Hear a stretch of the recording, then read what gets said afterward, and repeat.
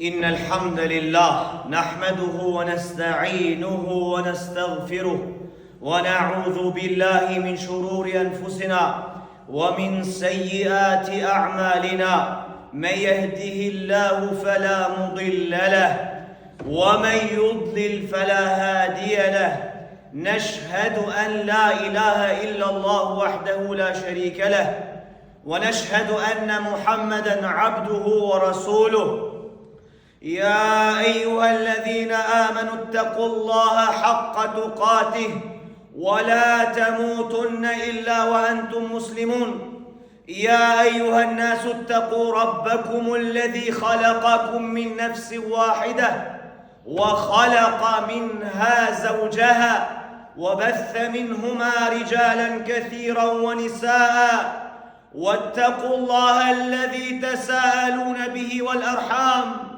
إن الله كان عليكم رقيبا يا أيها الذين آمنوا اتقوا الله وقولوا قولا سديدا يصلح لكم أعمالكم ويغفر لكم ذنوبكم ومن يطع الله ورسوله فقد فاز فوزا عظيما أما بعد فإن أصدق الحديث كتاب الله كلام الله وخير الهدي هدي محمد صلى الله عليه وسلم وشر الأمور محدثاتها وكل محدثة بدعة وكل بدعة ضلالة وكل ضلالة في النار falënderimet dhe lavdërimet I përkasin vetëm Allahut të madhëruar, atë e falenderojmë dhe vetëm prej tij falje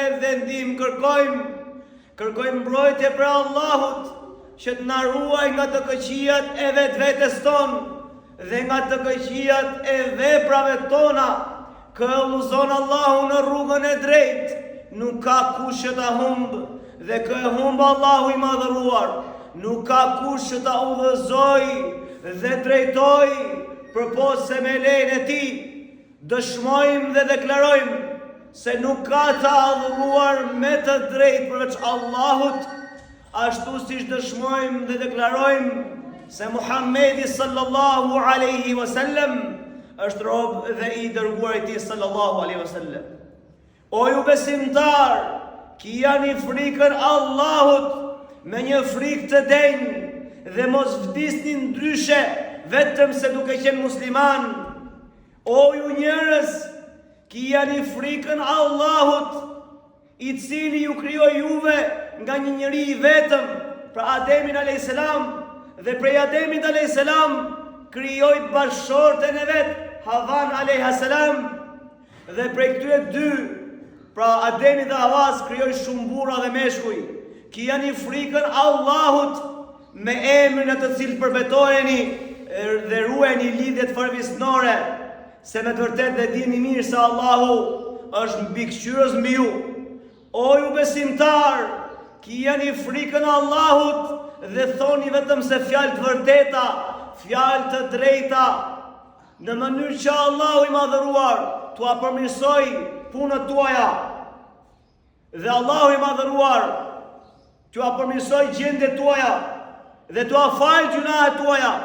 Padyshim se kush I bindet Allahut dhe pejgamberit sallallahu alaihi wasallam ka korrë një sukses shumë të madh dhe ka arritur një fitore madhështore. O ju musliman, o ju muslimane, sot në këto ditë është shtuar shumë biseda dhe muhabeti në lidhje me padrejtësitë që po bëhen. Subhanallah, dhe dakord jemi deri këtu. Padrejtësitë nuk janë të mira. Padrejtësitë, zullumet I urren Allahu, madje Allahu I madhëruar I ka qortuar dhe I ka kërcënuar ata që bëjnë padrejtësi. Dhe I sheh besimtarët e thjeshtë dhe xhallar që flasin padrejtësia, keni frikë Zotin, mos merrni tokat padrejtësisht e kështu me radhë. Mirë po subhanallah, të pakt janë ata besimtarë dhe o xhallar që thonë të vërtetën, që thonë nga pravin këta padrejtësi, Nga po na vin këta shkatrime, për këtë nuk flet askush, vetëm se pak ata që ka mëshiruar Allahu. Subhanallah. Ndërkohë që Allahu i madhëruar na e ka bërë qartë neve në Kur'anin famëlar. O vëllezër, kapuni fort pas Kur'anit dhe traditës për pejgamberit alayhis salam, dhe do të kuptoni se si zgjidhen situatat e çështjet, dhe do të kuptoni se nga na vijnë këto padrejtësi dhe zullume që po na i bëjnë. Thot Allahu i madhëruar: "Dhahara al-fasadu fil barri wal bahri bima kasabat aydin nas liyudhiqahum ba'd alladhi 'amilu la'allahum yarji'un." Është faq shkatrimi në tokë dhe në det. A do më qartë, kush më bukur se Allahu, kush më qartë se Allahu, mund të ta qartësoj diçka të tillë. Po të thot vetë Allahu, është faq shkatrimi dhe padrejtësia në tokë. Për çfarë arsye? Për shkak të gjunaheve të njerëzve. Allahu këto dënime dhe këto zullume që po i bën njerëzve, nga njerëz të tjerë, për çfarë po i bën Allahu? Në mënyrë që t'ua jap ndëshkimin për disa mëkate që kanë bërë njerëzit. Jo për gjitha, se po të na donoj Allahu për gjitha mëkatet, na zhduku fare nga toka. Siç e thënë një herë tjetër në Kur'anin. Pra thot Allahu, nëse do t'i merrte njerëzit për çdo gabim që bëjnë, s'do të ngjereshte në tokë asnjë krijesë, do t'i zhdukte Allahu. Mi po Allahu, për disa gjunaje që ne i bëjmë për dëshmërinë tonë, Allahu na vendos mbi krye zullumqtar që na bëjnë padrejtësi. Dhe Allahu i madhëruar thot: "Për çau a jep Allahu këto dënime këtyre njerëzve? Në mënyrë që të rikujtohen, të kthjellohen, t'ja kenë frikën Allahut." Po pasha Allahun, çdo padrejtësi, çdo zullum në tokë është për shkak të mëkateve, o vëllezër, pasha Allahun e madh. Wallahi nuk shihni se si në Shqipëri ku ne jetojmë, në gjithë botën, po për pikërisht Shqipëri që ne po jetojmë, apo bëjnë shok Allahut, apo adhurojnë dikush tjetër të Allahut, apo shkojnë në për male, në për teqe, në për tyrbe, në për vendet të ashtu quajtura shenjta, po pasha Allahun. Po kjo është padrejtësia më e madhe që ti i bën Allahut, i bën shok atij që të ka krijuar. E para kjo, një zullum shumë i madh. Shirkun, idhujtarinë Allahu e ka qenë zullum. E ka qenë zullum, padrejtësi. Tjetra, a ka vrasje në Shqipëri? Edhe ky gjuna i madh. A ka në Shqipëri moralitet? Pashallah ka. A ka lëkuriçi në Shqipëri? Ka. A ka kamat dhe kredi në Shqipëri? Ka. A ka biços në Shqipëri? Ka. Të gjitha mëkatet këtu në Shqipëri bëhen.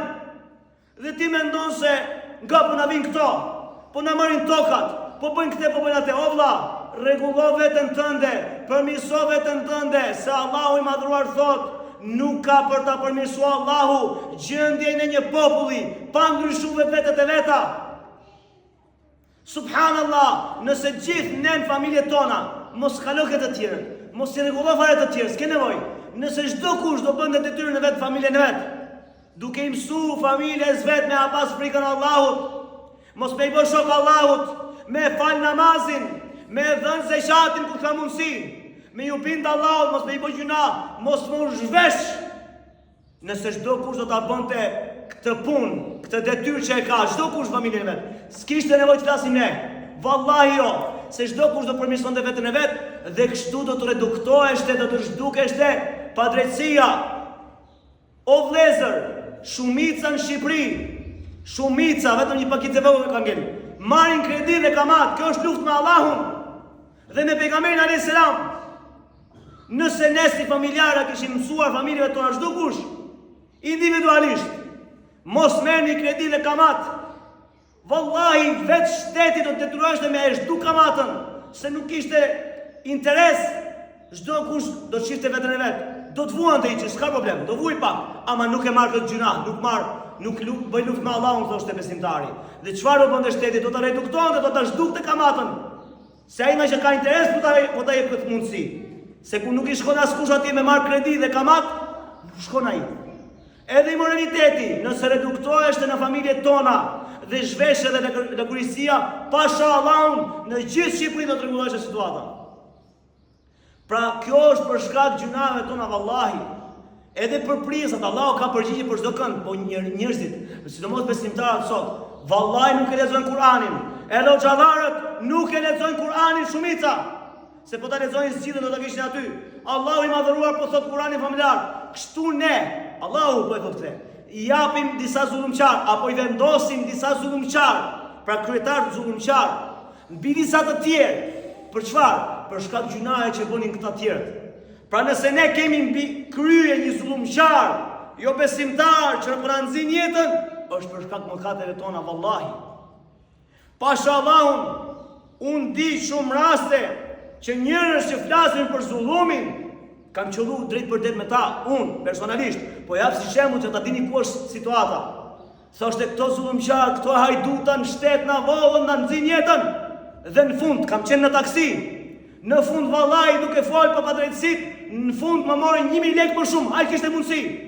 I thash sa kushton dhe e pash që ishte 10.000 lekë bileta. Më tha bëj 11. E pash vetë këtë taksimetri. Pra ai kishte mundësi me marr vetëm 1000 lekë. Vallai nuk është çesharake ky shembull, vallai. Ai kishte mundësi, ai bëri. Ndërkohë që gjithë rrugës padrejtësitë, zullumet, hajdutët na vollën, subhanallahu. Po rregullon njerëzit në vend tënd valla. Me qenë vend aty e shkatrove popullin fare. Pra njeriu gjithmonë do t'ia drejtojë gjishtit të tjerëve. Ai filani, ai ka fajin. Po shifën e drejtojë gjishtin vetes tënde valla. Ku je ti? Me drejtësinë. A bën drejtësi me familjen tënde? A sillesh mirë me bashkëshorten tënde? A sillesh mirë me fëmijët e tu? A mban drejtësi me fëmijët e tu? Pastaj fol për ato të mëdhenj. Subhanallah. Prandaj o vëllezër, çka kemi frikën Allahut, gjitha këto janë pasojë vallahi s'ka dyshim.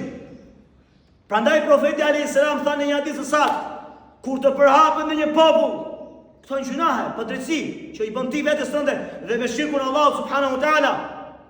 Sot profeti alayhis salam, kur të përhapet në një popull i moraliteti dhe kamata që me gjuhën e sot me shojnë kredi, dije se Allahu do t'u sjell një dënim atyre dhe po i shohin dënimet.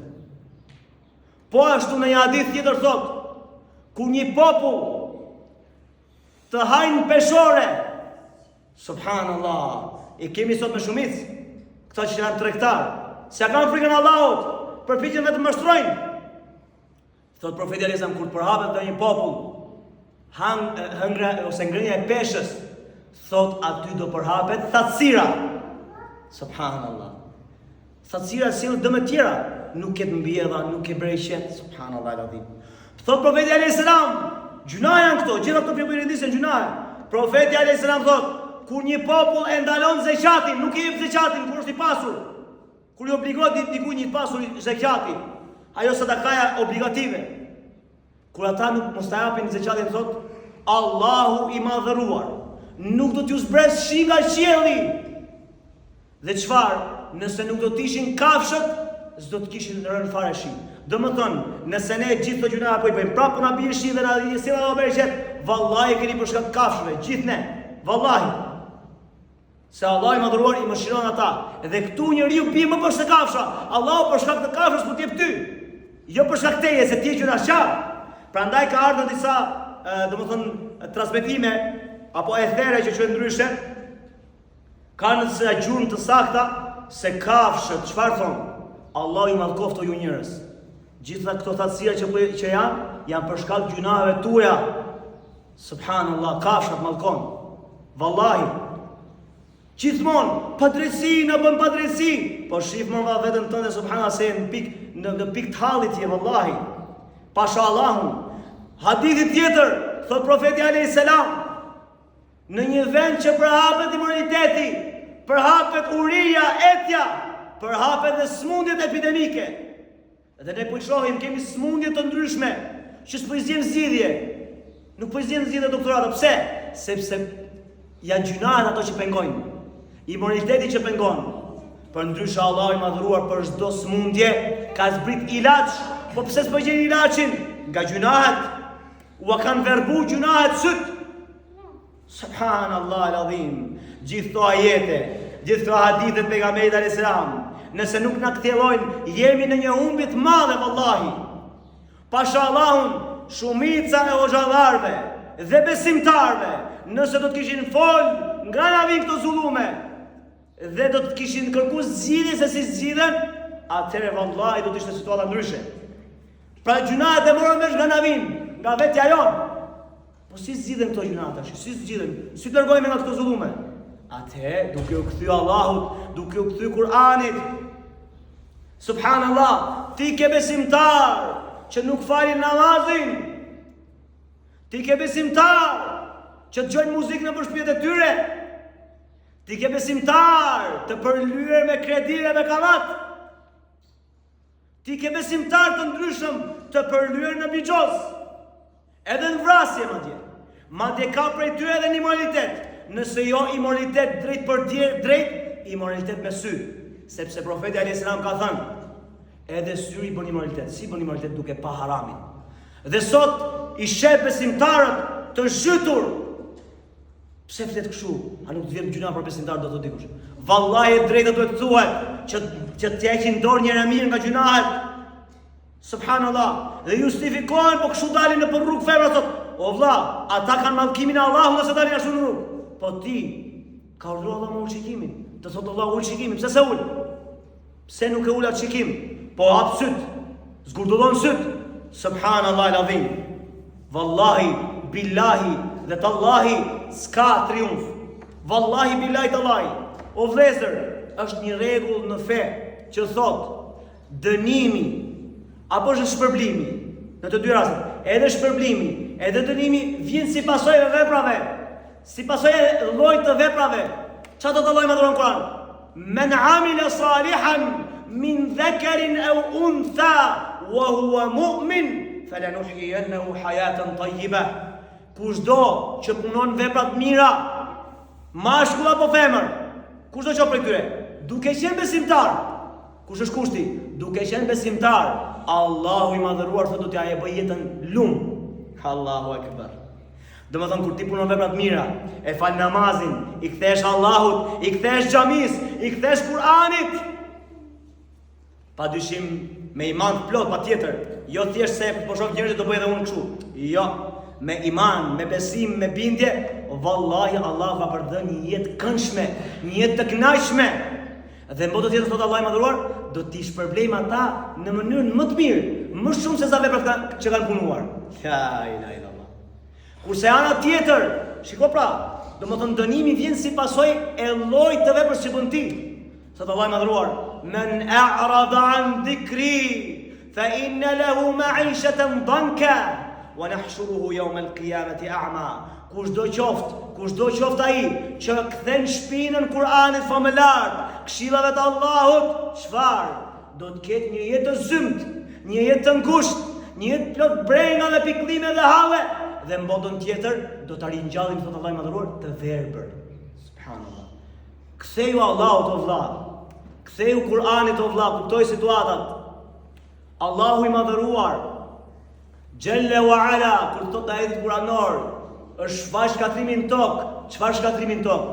Qoftë nga vrasjet, qoftë nga zullumet e tjera, qoftë nga tharja e tokës, qoftë nga mosdhënia e bimëve, qoftë nga heqja e bereqetit, s'ka bereqet. Këto gjitha janë për shkak të gjunave tona. Dhe thotë, dhe në det, pse në det? Nga përmbytjet. Bëhen përmbytjet mëdhaja për t'i dëshkuar Allahu disa persona. Po ashtu, si në det, duke u paksu ujë dhe s'kan ujë njerëzit. Dhe pra çdo gjë, pengimi i qiellit për të rënë shi, që nuk bie shi, një kohë gjatë, gjunahet. Pengimi i tokës që t'ia prullimin e duhur, atë që ti e pret me shumë dëshirë, është për shkak gjunave që ti bën dhe gjithë njerëzit pa përjashtim. Në det, nëse ka përmbytje me ujë, nëse ka paksim të ujë, dije se për shkak të gjunave tuaja ose vëlla, dhe të mia, dhe të gjithëve. Mos ja bëj çefin vetes o vllai. O vllai, gjithmonë mos e hedh farin tjerëve. Po disa argumentohen, po tash padrejtësinë duhet me ndryshu, e duhet me u bërtit këtyre. Po vallahi, o billahi, o tallahi, ditë më të këqija do vinë. Thot profeti alayhis salam, çdo ditë që vjen, çdo ditë që kalon, është më e keqe se ajo që kaloi. Pra e nesërmja do të jetë më e keqe se sotja. Se sotmja. Më e keqe. Vallahi. Më keq çdo ditë. Po kur do vi triumfi? Kur do vi ndihma e Allahut? Kur do vi qetësia? Kur do na beqet Allahu? Thot profeti alayhis salam, kur ju të kapeni mas bishtit lopës, ç'a kuptimi ka kjo hadith? Nuk ka kuptimin që ti të mos punosh, jo. Thot kur ju të kapeni mas gjërave të cekta, domethënë të kapeni vetëm mas biznesit, mas pasurisë, vetëm të zhyteni në atë, dhe pastaj thot ta lini luftën rrugt të Allahut. Luftën rrugt të Allahut sipas të rregullave islame, jo sipas grupacioneve që dalin dhe vrasin me mira, bëhen shkaktar. Jo këtë lloj luftra që e lejon i pari shtetit. Sipas rregullave islame, pa u bërë padrejtësi të tjerë. Thot kur ju të kapeni pas bishtit të lopës, pra të kapeni pas gjërave të cekta, dhe ta lini luftën rrugt të Allahut, Allahu i madhëruar do t'ju sjell një poshtrim që nuk u angre këtë poshtrim, që nuk ju heq këtë poshtrim. Kur do heq këtë poshtrim Allah? Vetëm se duke u kthyer hatta tarji'u ila dinikum, derisa të ktheheni tek feja e Allahut.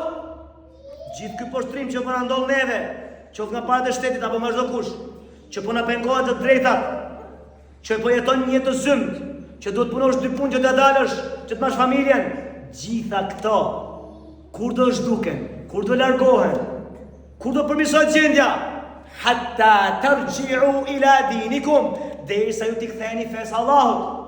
Pa ju kthy ti njësimit të Allahut, pra me adhuru vetëm Allahun dhe mos me i kërku ndihmë askujt, as teqes, as çështës, askujt. Pa ju kthy ti namazit që është shtylla e dytë e Islamit. Pa ju kthy ti zeqatit që ti që ke mundësi që i pasur. Pa ju kthy ti agjërimit, pa ju kthy haxhit, pa ju kthy imanit, besimit në botën tjetër. Pa ju kthy rrugës së drejtë pejgamberit alayhis salam, vallahi ke për të ecë në mënyrë më të keqe. Vallahi, billahi dhe tallahi. O vlezër, këte e pashtë arsysh me ta cek, sepse ka kaq ditë dhe që ku ka nisë dinin shumë mirë këto protesta, gjithë ta ndalojnë të keqen, ta sheshojnë të keqen, ta bëjmë këtë, ta bëjmë atë. Subhanallah, dhe disa prej xhallarëve bëjnë ca postime për prej besimtarë dhe xhallarë, bëjnë ca postime në rrjetet sociale. Është çudi. Na vjen çudi se si disa xhallar nuk dalin në protesta me ndalë të keqen, edhe pse janë xhallar dhe kanë dije. Po ato xhallar që nuk dalin atje në për protesta, e din mirë, e lexojnë mirë Kur'anin famëlar dhe hadithet e profetit dhe e din kur është zgjidhja. Dhe nuk është zgjidhja ajo që ti cek.